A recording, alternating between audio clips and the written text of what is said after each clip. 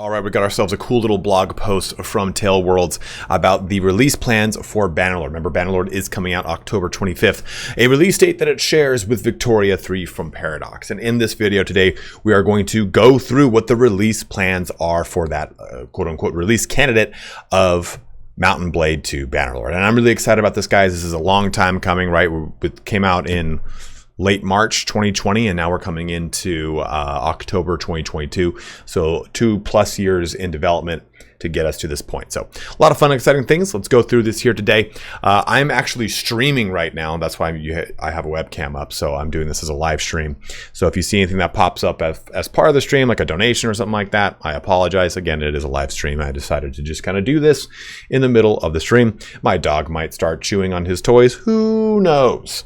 Let's have some fun here taking a look at the release plans for Mountain Blade 2 Bannerlord.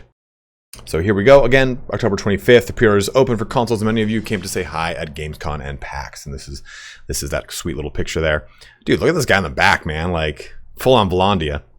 But road to release. What does it include? It includes banners. For one, we really cannot leave our lords and ladies without a banner any longer. You may have already seen how they look in the recent demo footage, but just in case, we have attached a screenshot below. So we have a really cool look at what the Imperial banners look like, and I absolutely love it. Banner formations there.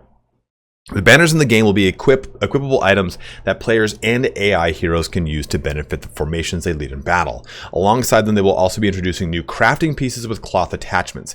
These won't just allow players to create weapons with an extra bit of flair. And just to highlight it, I forgot my head's in the way. Extra bit of flair, they will add to the overall visual experience as troops are re-equipped to carry them as well. And while these changes will spice up our existing scenes, we have also been hard at work to make new ones. Soon, this is a spice little ditty right here. Soon, each of our 53 towns will be unique, and the pool for castles, battle terrains, and smaller locations like hideouts will also continue to be expanded. Of course, the world map will see further improvements as well. That's all really exciting, you know. Like finally we're getting banners added into the game. They were saying that banners, they were having a little bit of an issue with what they liked for the actual physics of the banner, but we now know that we're going to be getting cultural specific banners. We've already seen a teaser of some of those images in past dev blogs that have showed off the kind of headpieces up here. Like this is again the one for the Imperials. We can see the twin eagle and stuff like that. So I'm excited to see how that kind of progresses. Is it linked to your clan level that maybe has a different progression of the little icon on the top? Is it just strictly a crafting thing where you have to craft a banner and that banner then is spread out across your army? Whatever it is, I'm just curious to see what that integration looks like aside from the actual banners being existent into the game. So to add on to this, we are finalizing a fundamental overhaul of the AI, of the agent AI movement system. Which helps NPCs deal with difficult terrain like in sieges, and notably improves issues with congestion. In fact, let's go show this little GIF right there. You can see them throwing javelins into my bald head.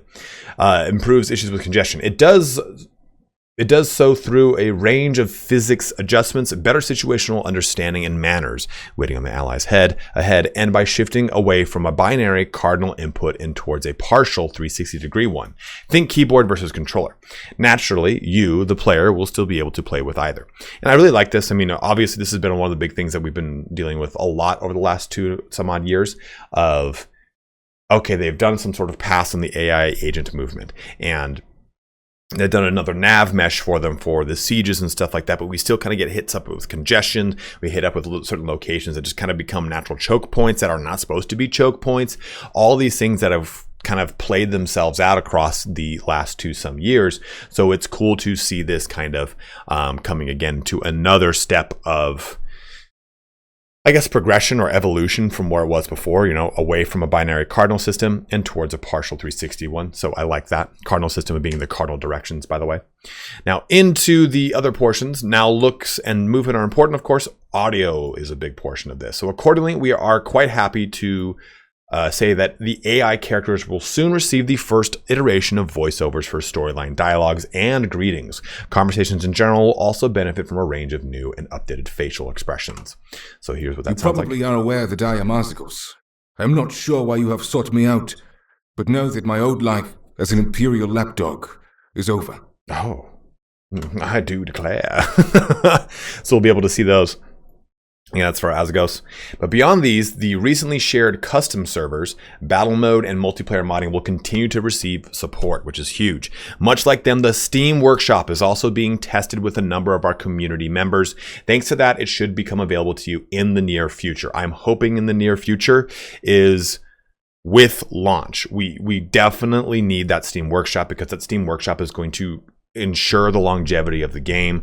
It allows for way easier access to the mods, and more importantly, it allows those mods ease of access to update out to the end user. Because right now, me as the end user, it's kind of a shit show to get access to updates to mods consistently, and maybe I don't even know it's been updated.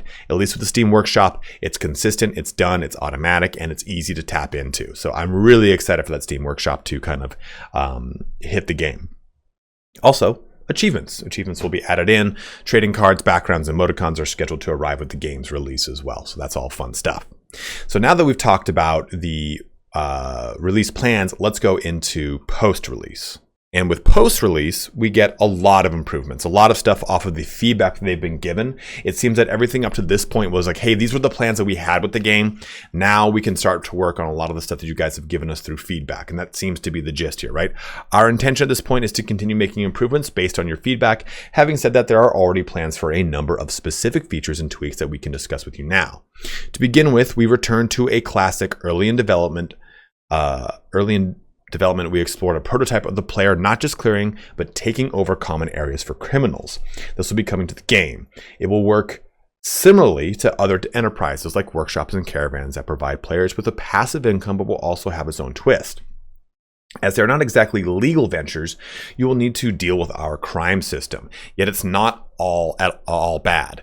Operating from the shadows will allow you to keep going in hostile environments, and coupled with further Encyclopedia Fog of War updates, allow you to retain access to information you would otherwise not have. Now, I do know from talking to a tester a long time ago, they had a whole class system in the game that allowed for assassinations and other criminal skullduggery things. So hopefully this will kind of reintroduce a lot of those. They were way old mechanics, so hopefully they'll kind of come back into the game here. In addition to this, you will see the introduction of more specialized combat options. So for one, players are going to be able to sally out and launch a surprise attack on besiegers in order to destroy their siege engines, which I fucking love. This will take place in the existing siege locations, but follow a separate set of rules. As my dog eats his toy. The regular siege assault, in turn, won't be ignored either. We are working on a range of balance changes to tip the scales more in favor of siege towers and rams. For example, pushing ladders off the wall will be possible even when there are enemies climbing them. Ooh, look at that right there. In single player and in multiplayer. So here you can see it going in the in action. Ooh. Oh, I love it. Splat. That's fun. There'll be various tweaks as well to other systems in the order of battle system, stuff like that. And should your character choose to grow too old and tired to continue the fight, a new location will allow them to hand over the reins to the next generation. So basically abdicate the throne. And maybe you kind of hit a point where the game ends through whatever means, right? Now, this will then bring in the new statistics, the game over statistics, where you can kind of see what happened, right? Influence issues, tournaments won, prisoners recruited, enemy clans defected, total crime rating gained, all these things. And that's a new symbol there for the total crime rating right there. General, combat, I would assume trade, blacksmithing, maybe having to do with companions right here. So that's some pretty cool stuff right there. Also, in a similar vein, content creators are now going to be able to access a replay editor. So you'll be able to replay your actual battles that you'll go into, much like we've seen with a lot of their clips and their videos. So I'm very stoked to see what that looks like. Of course, me being a content creator. Now, on top of that, they have a ton of other things. So some smaller topics that they want to work on in the future are balance tweaks to our auto battle resolution, companion variety, rating, settlement projects, or multiplayer classes and modes.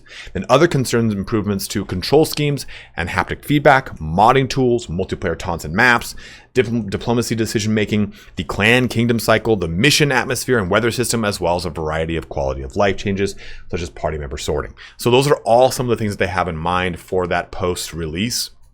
Now, the bad thing to all this, I guess the caveat, the asterisk, is that they have no plans for any kind of DLC in the future. Now, they're open to it, and they said they would like to do it, but there's just nothing on the early horizon for it. So I don't think we'll see a DLC for Bannerlord probably for another 2 years, I would assume, right? Like maybe just 1 year, maybe October 2023, they'll say, hey, it's our year anniversary of release.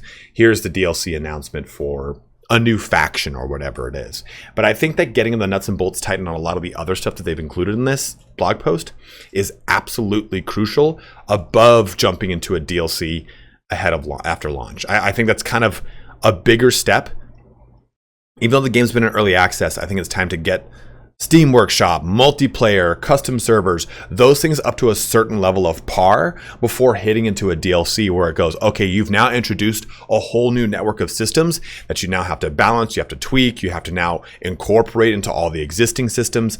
I just think that this is the better way to go. I would personally like to see a DLC with more factions because I've been playing for the last 2 years and over X amount of hundreds of hours. But I think that from a development standpoint, this is probably the right way to go. But that covers us here on our release plans for Mount & Blade 2 Bannerlord, guys. A whole bunch of new stuff coming for the release itself, those banners, all that fun tweaks and integrations into the game. I'm especially excited for that Steam Workshop. Go ahead and let me know in the comment section below. Are you excited for the launch of Bannerlord, the console launch eventually of Bannerlord 2, right? The port into that. What are you excited for? Are you excited most for the Steam Workshop, for modding, for this replay editor, for the future for the game? Whatever it is, let it be known in the comment section below. As always, though, thank you so much for watching here today. Those that are watching in stream, I'll be jumping back to you bros to chat with you guys to close out. But thank you so much for watching. Have a good one and take care.